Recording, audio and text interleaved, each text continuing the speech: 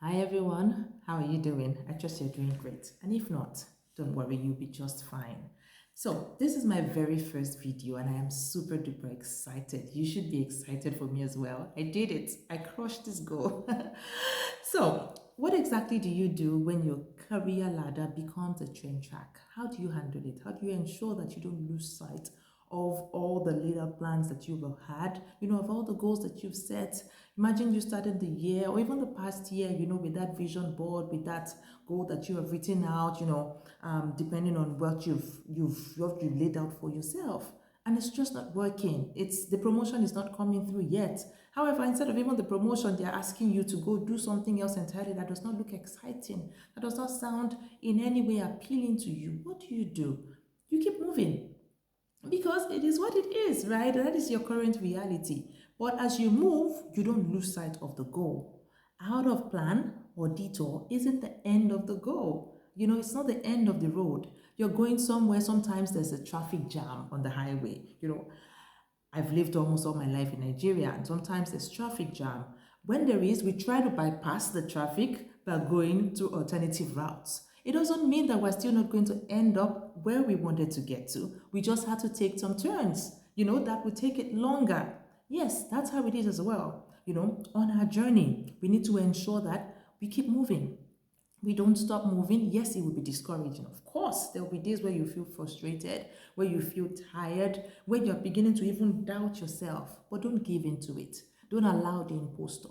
Remember the days, where you've done amazingly well, and even the current things that you're doing amazingly well. Because there's a detour or the movement is not happening, does not mean that you are not still the rock star that you are. So always remember that. And another thing is you need to ensure that you build and use your skills while you are in that position. I remember when I wanted to transition into HR, because I was not always HR, right? I used to be an SAP consultant at the time. And I wanted to move into HR because I had experienced it was exciting. I knew that I was born for it in that sense, and I wanted to. But it wasn't working. First month, 6 months, 1 year. I wrote the CV, I applied, I did a number of interviews. They just were not calling me. And then I realized that there was a missing link, in that thing. Of course, it was disappointing at the process during that time. But then I realized that I was going through a training. I was training people. I was developing training manuals, for our clients at the time. I was even getting engaged with the payroll subject matter experts, on the project, which were aspects in human resources. But I never realized that as a transferable skill. Having realized that, I put it on my CV, and I continued reading. So it wasn't like it happened overnight that I got another job. But in a few months, having attended other interviews, I was selected. And the new role that I got, I had to use those skills. It came in super handy because I had built in that process. I had used it and I was able to transfer it.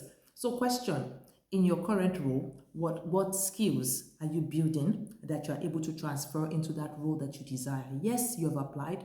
Yes, you raised your hand to say, okay, I'm interested, but you're not selected yet. How do you get yourself ready, for that opportunity? That you don't come in like a trainee, you don't come in like a novice in that sense, especially when it comes to some really skills, some handy skills that are required.